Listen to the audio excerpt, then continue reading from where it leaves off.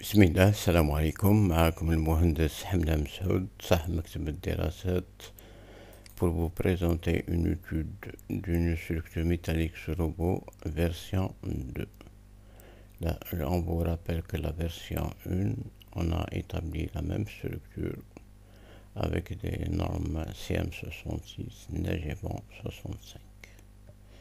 Donc la version 2, elle va traiter les normes Eurocode et on va utiliser comme charge climatique neige et vent 99 version 2013 manuellement. Donc c'est la partie 1.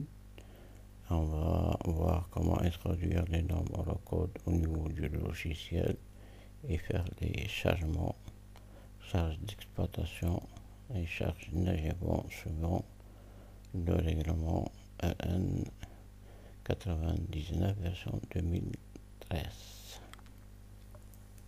On rentre, on ouvre le menu robot. Voici notre structure. Cette structure a été calculée dans des vidéos précédentes sous les normes CM66, neige et vent 65, normes françaises. Et aujourd'hui, on va faire avec les nouvelles normes Eurocode et on va appliquer manuellement le règlement neige et vent 99-2013, normes algériennes.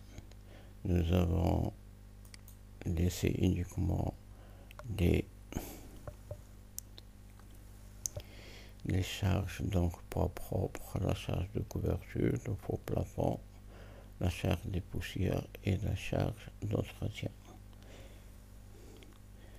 Et on va établir les charges climatiques manuellement. Donc on va vers outils, préférences de la paire. Voici les normes qu'on a utilisées précédemment dans la première version. Et on va se basculer vers la norme Eurocode. Voilà, Eurocode 3 pour le calcul de structure et Eurocode 3 également pour calcul des assemblages. Si jamais vous n'avez pas cette norme ici dans le favori, on va cliquer ici sur plus de normes et là c'est pour le calcul des aciers. Vous avez toutes les normes au niveau des pays. Donc toutes ces normes sont intégrées au logiciel robot.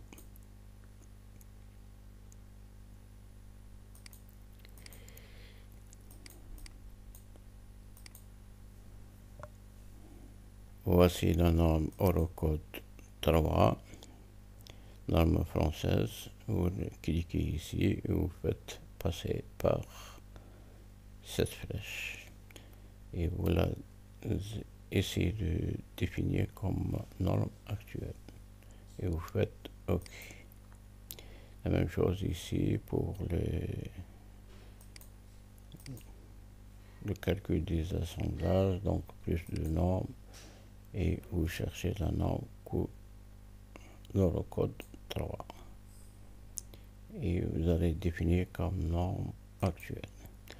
Le problème qui se pose ici, c'est que pour les pondérations, donc la même chose, donc c'est l'Eurocode également, oui. Et pour les charges neige et vent, ici nous avons dans la première version établi la norme neige et vent 65 et nous avons essayé d'introduire les charges climatiques de la région de Constantine.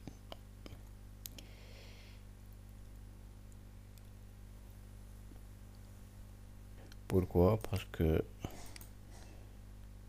simplement si on clique sur plus de normes, on va vers charge neige et vent Et la seule norme ici en Algérie, donc c'est DTR C2 47, Najevon 99, Algérie. Ce règlement prévoit les charges au niveau de 2D seulement, et 3D, on ne peut pas l'appliquer. Donc on est obligé de faire les charges Najevon manuellement. Ok, donc on laisse le DTR C247 et on va appliquer le Najevon manuellement. Ok.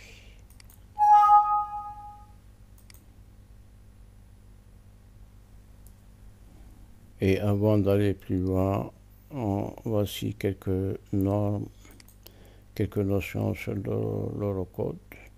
Donc, les différents Eurocodes qui existent, c'est l'Eurocode 3 pour le dimensionnement et les assemblages, Eurocode 1 pour Najevon, Eurocode 0 pour les pondérations, Eurocode 7 pour la géotechnique, Eurocode 2 pour le béton armé, Eurocode 8 pour le séisme et enfin l'Eurocode 5 pour le bois. On va avoir encore besoin des classifications des profiliers au niveau de la norme Eurocode.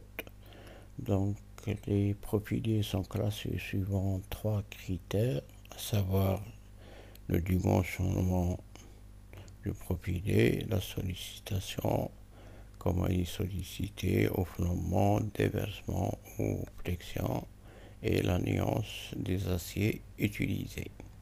Il existe 4 classes. La classe 1, le calcul se fait au-delà de la limite d'élasticité. La classe 3 se limite à sigma E, donc c'est la limite d'élasticité admissible. Et la classe 4, c'est le risque d'instabilité. Pour déterminer la classe d'un profilé, on va déterminer d'abord la classe de la semelle, puis on va faire la classe de lame et on va choisir le cas le plus défavorable. Pour la semelle, on a besoin de C, donc c'est la distance de la console de la semelle et de l'épaisseur de la semelle. On fait le rapport C sur CF, donc distance sur épaisseur, et on va comparer à 10 epsilon ou 11 epsilon. Epsilon étant la racine carrée de 235 sur F. F, c'est la nuance de l'acier utilisé. Si le rapport C sur CF est inférieur ou égal à 10 epsilon, c'est la classe 1. Si le rapport est inférieur ou égal à 11 epsilon, c'est la classe 2. Ça, c'est le cas général et on va faire quelques exemples. Pour la même chose, on a besoin de la distance D et de l'épaisseur de lame. Et on va faire le rapport D sur épaisseur et on va comparer s'il est inférieur ou égal à 33 epsilon classe 1, inférieur ou égal à 38 epsilon classe 2, inférieur ou égal à 42 epsilon, c'est la classe 3. Prenons le cas de notre projet, donc nous avons utilisé THA 120. En la semaine, on fait une application, le rapport C sur CF, on trouve 7,12 et epsilon est égal à 1, donc c'est inférieur à 10 epsilon, on est en classe 1 au niveau de la semaine. Pour lame, on fait l'application D sur l'épaisseur et epsilon égale à 1. Donc D sur l'épaisseur, c'est 14,64. On est inférieur à 33 epsilon, c'est la classe 1. Donc l'autre profilier est classé en classe 1. Un autre exemple pour l'IPE 300, la semaine on trouve classe 1, l'âme classe 2, donc on prend le cas le plus défavorable, c'est-à-dire la classe 2. Voici quelques unités de conversion. On aurait besoin parce que la norme utilise des unités et le logiciel il y a une autre unité, il faut avoir quelques unités pour les conversions. Pour les surcharges maintenant, le logiciel en application l'Eurocode va vous demander des classes A, B, C et D. Il faut répondre A, C et pour l'usage d'habitation, B, c'est l'usage de bureau, C, c'est pour les salles de réunion, et ici, l'Eurocode prévoit des sous-classes de C1 à C5 selon les équipements. Et enfin, la classe D concerne les locaux à usage de commerce, D1 pour un commerce détail courant et D2 pour les grands magasins. Pour les combinaisons, ici, les combinaisons, nous avons la charge permanente, I c'est la surcharge, S c'est la charge de neige, W c'est la charge du vent.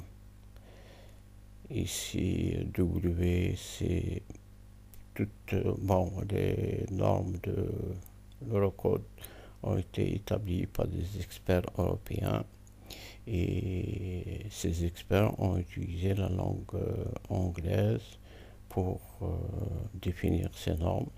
C'est pour ça qu'on trouve les appellations en anglais snow, c'est neige, et wind, c'est vent.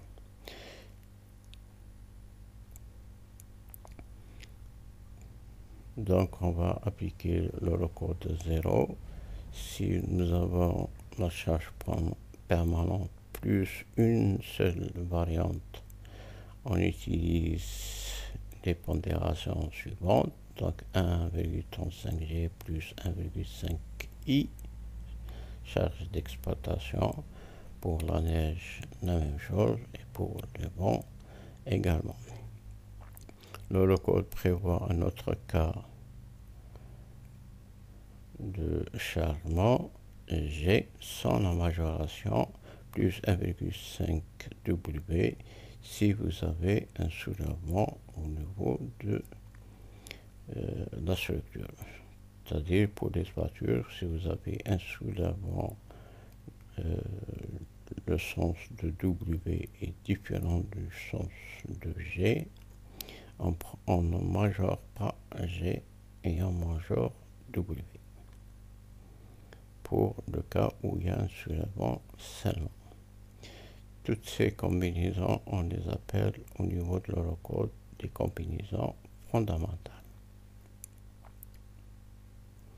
Maintenant, si vous avez G plus deux variantes, l'Eurocode prévoit un coefficient de réduction et psi. Donc, on majeure le G, puis si on utilise deux variantes, ici pour le cas charge d'exploitation plus charge de neige, on va multiplier la charge de neige par un coefficient de réduction. Et la même chose pour chaque cas. Donc ici, charge d'exploitation avec l'association du vent, il faut faire multiplication avec le coefficient psi de réduction. Donc on réduit chaque cas. Et ici le coefficient psi de réduction, On prend 60% pour le vent, 50% pour la neige et 70% pour les charges d'exploitation. Donc ceci dit, on revient à notre structure et on va faire le bardage pour l'application de la charge du vent. On va vers structure, bardage et on va faire le premier bardage.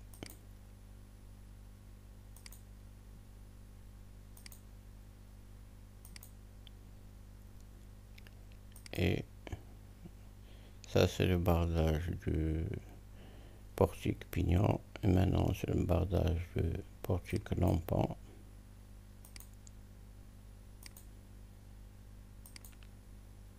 Voilà. Et on va faire une copie pour le deuxième portique pignon. Et également une copie pour le deuxième lampant. On va sélectionner tout le bardage. Voilà, et on va l'isoler. Voici le bardage.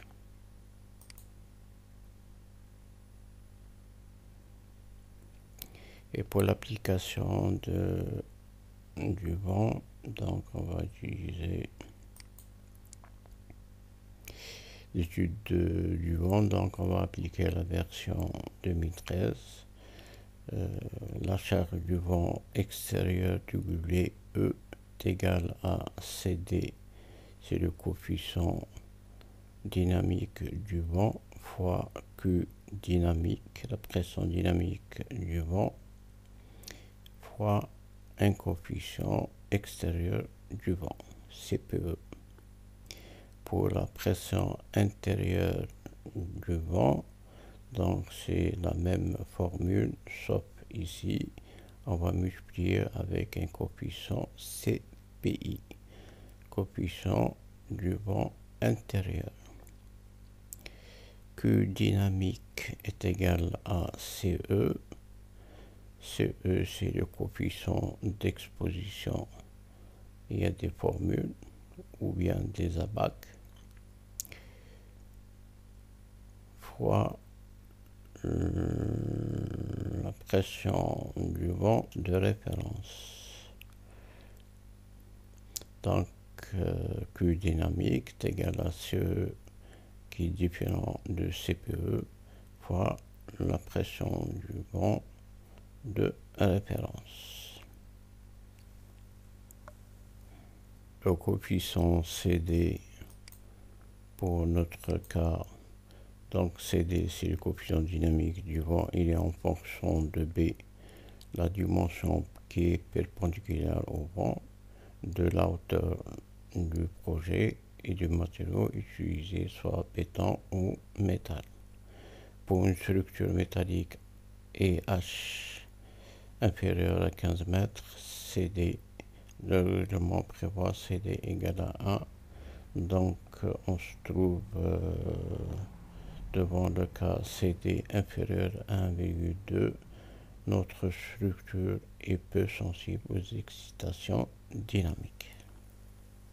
Donc pour résumer tout ça, on va faire un petit schéma.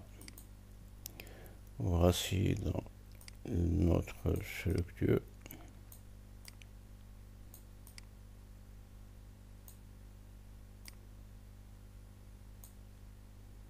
En 3D.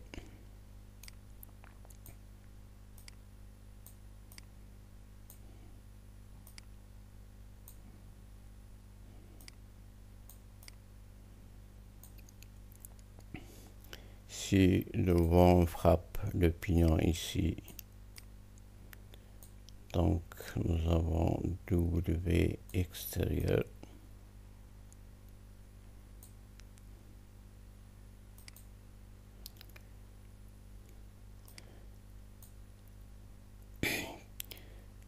Ici la paroi du pignon, Donc on peut la schématiser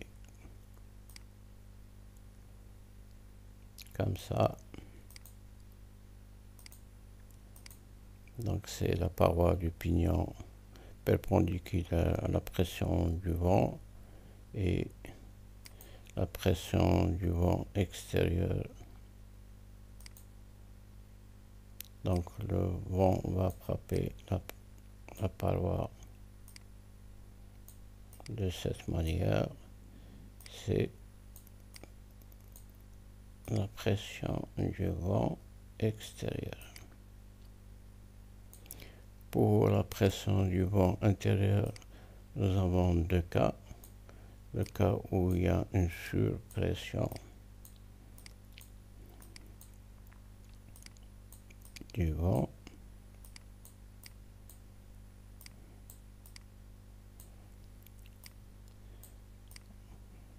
Ça, c'est le cas où il y a une surpression du vent.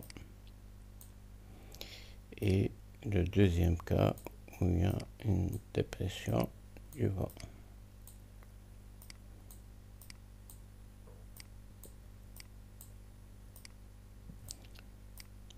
Ça, c'est WI.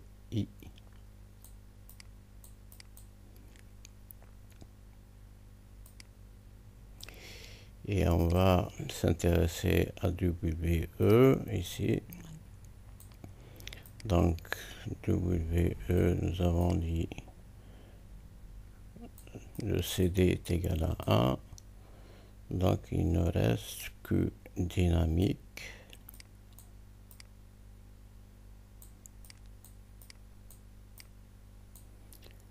fois CPE.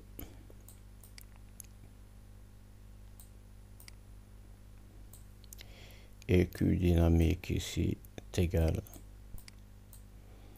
à Q référence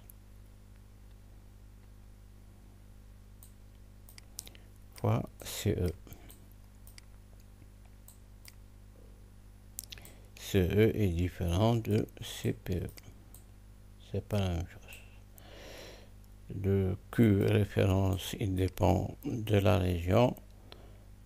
Donc nous avons une région de Constantine. Et on va voir le règlement, qu'est-ce qu'il prévoit pour la région de Constantine. Il donne la valeur de Q référence.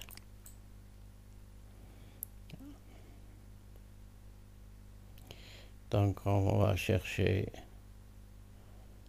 la zone de Constantine.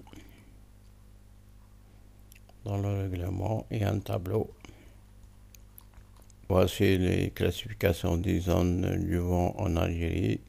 Donc vous avez ici les wilayas et la zone. Et on va chercher notre projet. Il est en zone de la région de Constantine. Donc c'est la zone 1. Et pour la zone 1,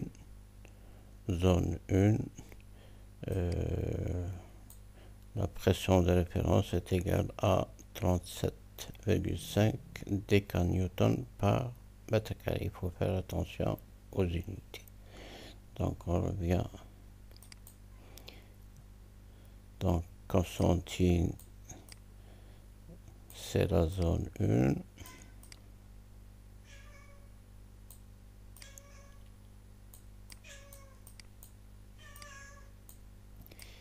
Et nous avons Q référence égale à 37,5 décanewtons par mètre carré.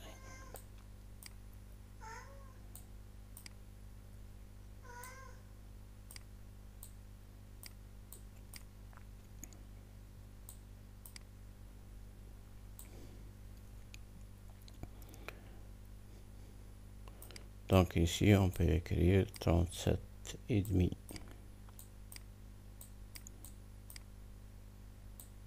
fois CE. Et pour déterminer ce E, on revient à notre règlement. Voici les formules de CE, le coefficient d'exposition pour le cas d'une structure peu sensible aux excitations dynamiques. Donc ici, CT au carré, c'est des coefficients CR également. Et on va déterminer tous ces coefficients par les tableaux prévus par le règlement. Et notre projet est situé en zone urbaine, ici. Donc le tableau nous donne KT 0,24, H0 est égal à 1 mètre, H minimum 16 et epsilon 0,46. Et nous allons comparer notre H minimum, H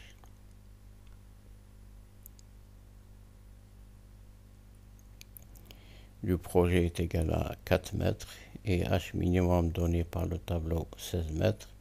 Donc 4 inférieur à 16 mètres, CL, voici la formule. On fait une application, nous avons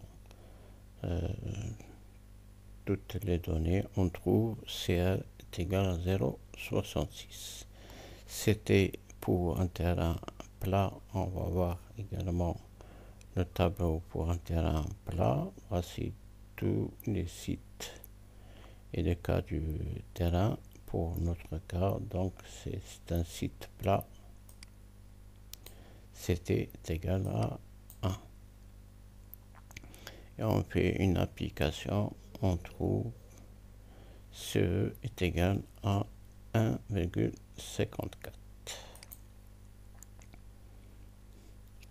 Donc égal à 37,5 fois 1,54.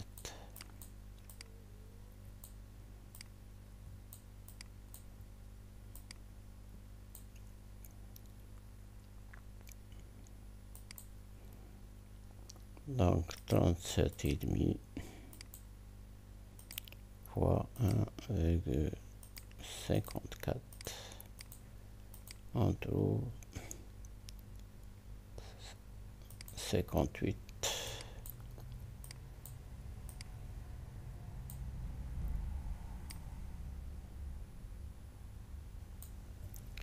Donc ici, l'unité, c'est décanewtons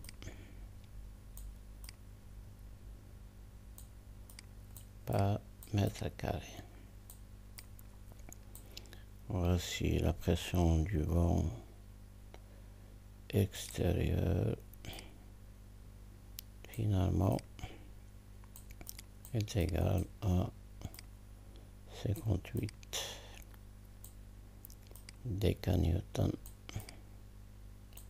par mètre carré. Cette pression du vent va s'exercer d'abord en premier lieu sur le pignon, puis on va faire une autre direction où le vent frappe le lampon. Si le vent, dans le premier cas, est perpendiculaire au pignon, donc le règlement prévoit des zones.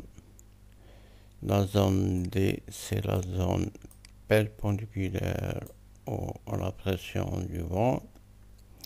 Et pour le pignon, pour le lampon, le règlement prévoit 3 ou 2 zones. Donc la zone A qui vient immédiatement après le pignon D, et puis on s'éloigne de la pression du vent et une autre zone, en zone B, et une troisième zone, donc c'est la zone E, EC,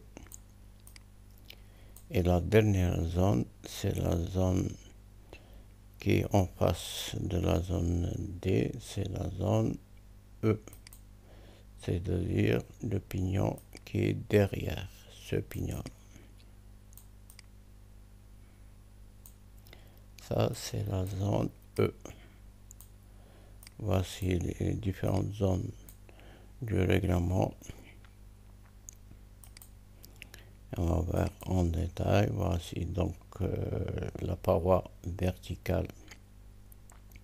Si le vent frappe le pignon, c'est la zone D. Et au niveau du lampon, nous avons 3 ou 2 zones. Et on va voir quand nous avons 3 zones et le cas où nous avons uniquement 2 zones. Donc, la zone A est plus affectée par rapport aux zones B et C, plus on s'éloigne de la zone D, plus le vent devient moins important. Donc, derrière la zone D, donc c'est la zone E, le vent il est perpendiculaire au pignon D, et derrière c'est la zone E. Si on voit une vue verticale sur le lampon, donc nous avons zone A, B et C. Si maintenant le vent frappe le lampon, c'est la même chose. Donc la zone qui est directement perpendiculaire au vent, c'est la zone D. Et nous avons 3 ou 2 zones au niveau du pignon. Et derrière la zone D, nous avons la zone E. Voilà, le vent frappe la zone D. Derrière, c'est la zone E. Ça, c'est les zones au niveau du règlement. Ça, c'est une vue au niveau du pignon quand le vent frappe le lampon. Maintenant, on va voir quand nous avons 3 zones ou 2 zones. Pour déterminer le nombre de zones au niveau du pignon ou du lampon, donc nous avons besoin de E. E, c'est le minimum de B et de H. B étant la dimension du projet qui est perpendiculaire à la direction du vent, et D, c'est la direction qui est parallèle au vent. Donc on va calculer E, on va prendre le minimum de B ou de H. B est égal, pour notre projet, si le vent frappe le pignon ici, donc B nous avons 8 mètres, et la hauteur, il faut prendre la hauteur jusqu'au fêtage, la hauteur totale ici, donc c'est 4 mètres. Et on calcule E minimum, donc entre B égale 8 mètres et 2H égale également 8 mètres, donc E est égal à 8 mètres égal à D, donc nous avons uniquement 2 zones. On revient à notre schéma. Donc ici, il n'existe pas la zone C. Nous avons uniquement 2 zones, A et B.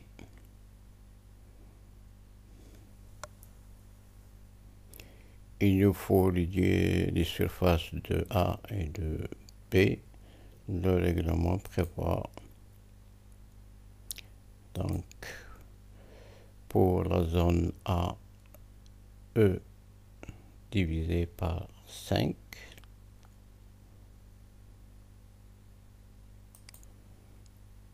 Donc ici, la distance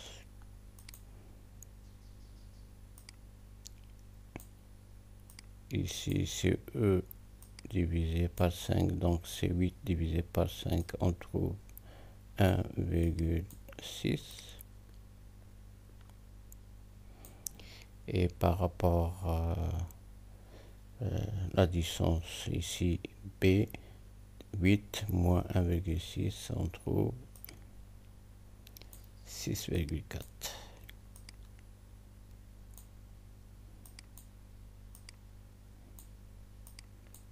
Et on peut déterminer les surfaces, donc A égale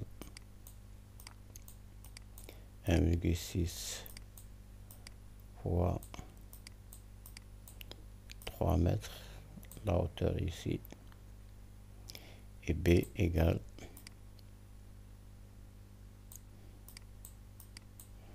à 6,4 fois la hauteur 3 mètres.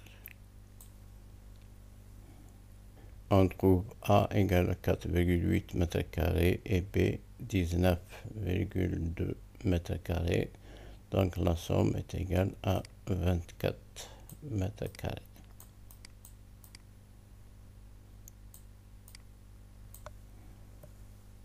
Après cela, l'étape prochaine, donc c'est la détermination des CPE au niveau de chaque zone. On revient au règlement. Voici les différentes zones A, B, C. Il n'y a pas, donc nous avons deux zones au niveau du lampant et la zone D qui est perpendiculaire au vent et la zone qui est derrière le pignon, c'est la zone E. Donc pour la zone A, CPE, nous avons ici deux valeurs, CPE 10 et CPE 1. On prend toujours le CPE 10, ça c'est pour les petites surfaces, pour les panneaux publicitaires du genre. Et donc on va travailler avec CPE 10 pour la zone A moins 1, la zone B moins 0,8, la zone D plus 0,8, il faut faire attention au signe, et la zone E moins 0,3, on fait une application. Donc pour la zone D, nous avons le CPE plus 0,8.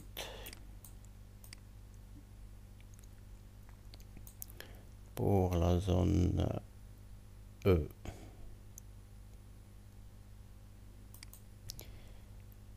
donc ici c'est moins 0,3.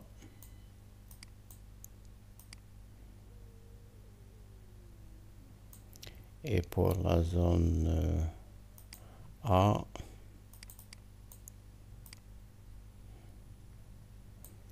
et la zone B, nous avons pour A moins 1 et pour la zone B moins 0,8. Voici les CPE au niveau de chaque zone. On va confirmer. Donc moins 1, moins 0,8 A et B, c'est le D plus et le E moins 0,3. C'est bon.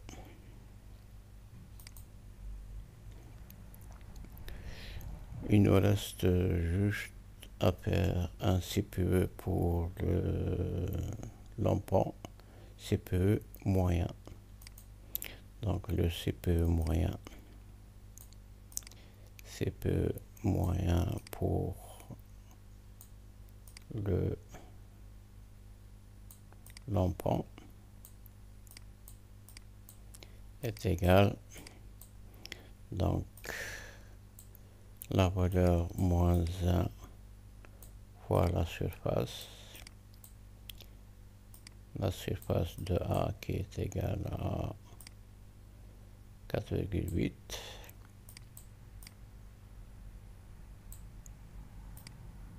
plus le CPE de la zone B moins 0,8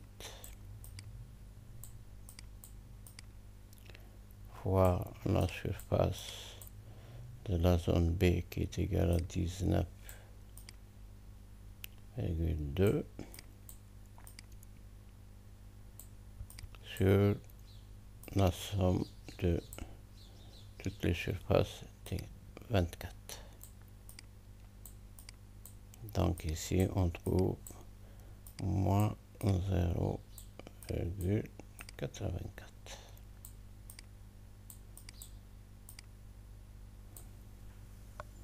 On va prendre pour le lampon un coefficient moyen